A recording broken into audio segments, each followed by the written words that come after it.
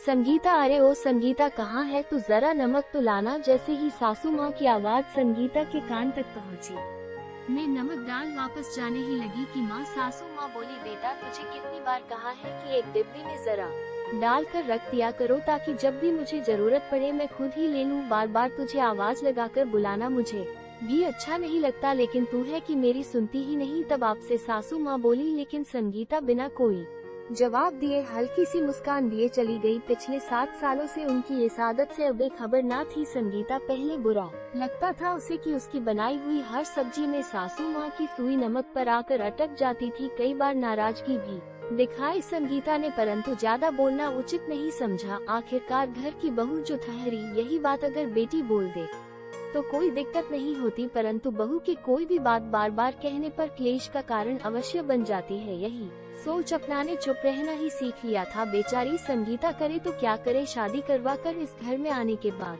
ही ससुर जी और पतिदेव द्वारा सख्त हिदायतें दे दी गई थी कि तुम्हारी सासू माँ को ब्लड प्रेशर बढ़ने की शिकायत रहती है, इसीलिए इनको कम से कम नमक देना है। तब से बेचारी फंसी गई, इधर कुआं उधर खाई वाला हालत जो पैदा हो गई। कम नमक डालते तो सासू माँ का एक ही डायलॉग सदा कानों में सुनाई पड़ता कि संगीता सब्जी वैसे तो बहुत स्वाद है, पर नमक कम होने की वजह से रोटी खाने में मजा नहीं आया। लेकिन फिर भी दवाइयाँ लेनी होती है तो पेट भरने के लिए खा लिया है खाना, अगली बार नमक का जरा ध्यान रखो। एक दिन तो हद ही हो गई जब संगीता ने सासू माँ को खुश करने के लिए सब्जी का नमक थोड़ा तेज कर दिया। बस जी, फिर क्या था, बड़े मजे से रोटी का स्वाद देते हुए खाना खाया और शाम तक जी ब्लड प्रेशर बढ़ गया। सासू जी का जी सारा दो जा पहुंचा संगीता के ऊपर, क्योंकि सासू माँ अपना दोस्तों बताने से रही ना, जो कट जानी थी बस तब से खान चुकी थी संगीता की। अब चाहे जो मर्जी हो जाए, वो सासू माँ जी की चिकनी चुपड़ी बातों में नहीं आएगी।